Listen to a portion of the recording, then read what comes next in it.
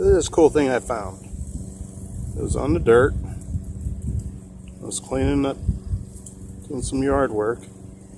It appears to be a Cicada chrysalis.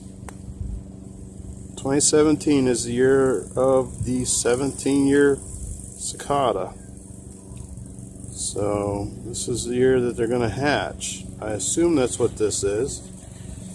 You can see the detail of the wings, the head, the eyes right there. It's really cool. I don't know if he likes me holding him. He's been squirming a bit.